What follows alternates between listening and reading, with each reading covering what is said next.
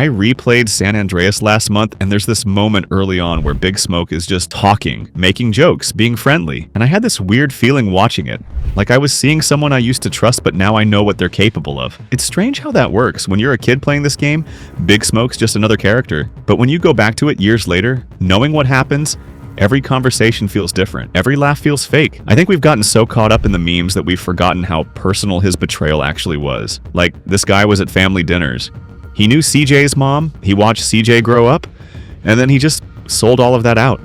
The more I thought about it, the more I realized we've been laughing at something that's actually pretty messed up. Because when you really look at what Big Smoke did, when you trace it all back, it's way worse than most people remember. So that's what I want to talk about. Not the jokes, not the nostalgia, just what actually happened, and why it still gets to me. The first time you meet Big Smoke in San Andreas, he's pointing a baseball bat at CJ's head. You picked the wrong house, fool! And then, when he realizes it's CJ, everything changes. His whole face lights up. CJ, oh my dog, what's up? There's something about that moment that just works. Like, here's this big guy who was ready to crack skulls 2 seconds ago, and now he's practically bouncing with excitement. Because his friend's little brother is home, he's genuinely happy to see you. And that feeling carries through those early missions. He's always got your back, always ready with some weird philosophical comment that somehow makes sense. We are blessed and cursed, he says after CJ's mom's funeral. And it doesn't sound corny coming from him. It sounds like he actually cares. I remember riding around with him in those first few hours, and he just felt safe, I guess. Like the one person in Grove Street who wasn't going to give CJ shit for being gone. Sweet's angry. Ryder's being Ryder, but Smoke's just glad you're home. That's what made it work. He wasn't trying too hard to be your friend. He just was. And when someone feels that natural, that comfortable, you don't question it. You just trust them. Looking back, the signs were everywhere, but you know how it is when you trust someone.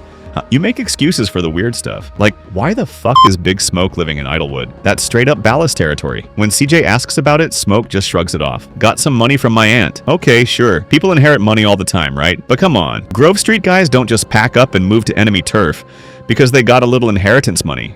That's not how any of this works. And then there's that drive-through scene. Everyone remembers the ridiculous order, but what really got me was what happened after. Ballast roll-up shooting, and this motherfucker just keeps eating. I ain't finished my food yet, while bullets are flying, while we're all ducking and trying not to die. And that weird-ass line he drops. If you can eat your food while everyone else is losing theirs and blaming you, you straight. Like, what? I still don't know what the hell that's supposed to mean, but you just laugh it off because it's Smoke being Smoke. That's the thing though. When someone you care about starts acting sketchy, you find ways to explain it away. They're just stressed. They're going through something. Whatever. Because admitting that someone you trust might be playing you, that's some heavy shit to deal with. Smoke knew that. He knew we'd rather buy his bullshit than face the truth. The Green Sabre mission hits you like a punch to the gut. You're following Caesar to this warehouse, thinking you're finally going to get some answers about who killed CJ's mom. And then you see it. Big Smoke. Just standing there with Tenpenny, Pulaski, and a bunch of ballast, talking, laughing like they're at a fucking barbecue or something. Your brain goes blank for a second. It's like when you spot someone you know somewhere they definitely shouldn't be. For a split second, you're like, wait, is that really? Maybe I'm seeing things. But then CJ says it. Shit, Smoke, Sear Ace H making you sell us out. Except here's the thing that really fucks you up. Smoke doesn't look scared. He doesn't look like someone being forced into anything. He's comfortable. He belongs there. This wasn't some recent thing where he got backed into a corner. This man has been playing us the whole damn time. God, I've felt that before. Maybe not anything this crazy, but that moment when you realize someone's been running a completely different playbook than you thought. When all those weird little moments suddenly click into place and you feel like an idiot for missing it. The betrayal sucks, obviously. But what really gets you is the timeline. How long has this been going on? How many times did he look me straight in the face and lie? How many times did I make excuses for him when my gut was telling me something was wrong? That's why the Green Sabre scene hits so hard. It's not just, oh shit, Smoke's working with the enemy. It's, oh shit, I never knew this person at all. The thing about Big Smoke's betrayal, it didn't just fuck over CJ, it broke everything around him. Sweet ends up locked up, and when he gets out, he's different. Harder. You can see it in how he talks to people now. Even CJ, that easy trust he used to have, gone. Smoke didn't just stab Sweet in the back. He made Sweet question every single person around him. Kendall's living in some shitty trailer in the middle of nowhere because there's a bounty on her head. Just for being CJ's sister. She's scared, hiding. because someone she thought was family decided her life wasn't worth as much as his drug money, and the neighborhood's fucked. Homies who used to have each other's backs are now side-eyeing everyone. Because if Big Smoke could flip, then who else might? That whole foundation of trust that kept Grove Street together, just gone. I've watched this happen before. When someone in a tight group pulls this kind of shit, it doesn't just mess up their one relationship, it makes everyone paranoid. People start going back through old conversations, wondering what was real and what was just someone setting them up. You know what really pisses me off? It's not even just that Smoke betrayed them. It's that he made it impossible for them to trust each other the same way again.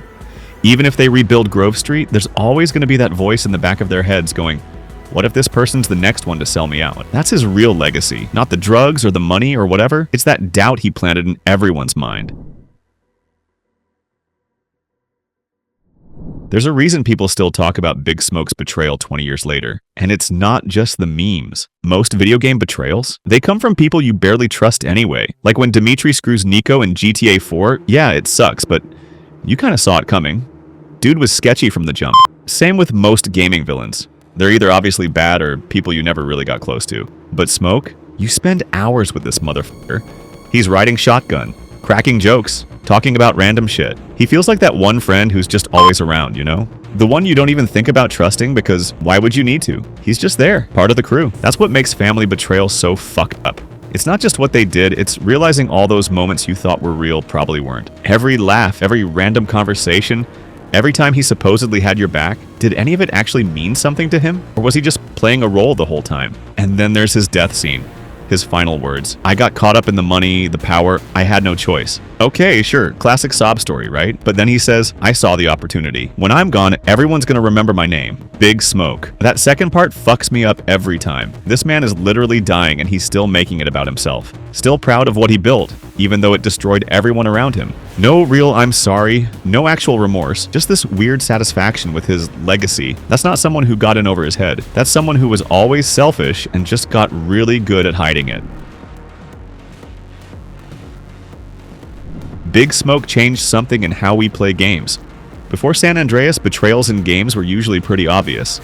The villain would have some dramatic reveal, maybe an evil laugh, and you'd be like, okay, saw that coming. But after Smoke, I started paying attention differently. When a character in a game is being too friendly, too helpful, I catch myself thinking, what's your angle? It's like he trained an entire generation of gamers to be suspicious of the people who seem the most trustworthy. You see it in how other games handle betrayal now. They try to recreate that Smoke feeling, the slow burn, the little hints, the person who's been there all along. But most of them don't quite get it right because they're trying too hard. Smoke worked because it felt accidental, like the writers weren't even trying to trick you, and we're still talking about him. Not just the memes, but the actual betrayal. People still debate whether he had a choice, whether he was always bad, whether there were signs we missed. That doesn't happen with most game characters. Usually you beat the game, maybe talk about it for a few weeks, and move on. But Smoke stuck around in our heads. Maybe because the betrayal felt so real, so human, or maybe because we all know someone like him, someone who seemed loyal until they weren't, someone who put themselves first when it mattered. 20 years later, and we're still trying to figure out if we should have seen it coming. That's not just good writing, that's something that got under our skin and never really left.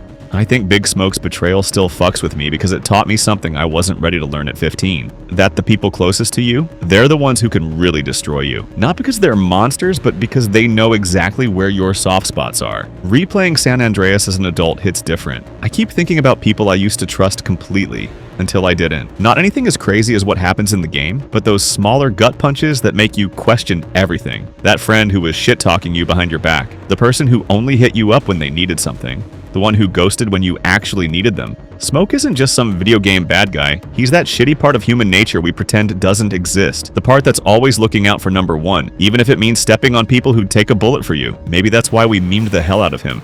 It's way easier to laugh at two number 9s than deal with what he actually represents. I don't know. Maybe I'm reading too much into a 20-year-old game. But I'm curious, does this shit hit the same for you? Ever go back to something you loved and realize you completely missed the point the first time? Or had someone in your life who seemed rock solid until they just weren't? And if this made you want to replay San Andreas, maybe actually pay attention to those early Smoke scenes. See if you can spot the stuff we all missed back then. Fair warning though, once you see it, you can't unsee it.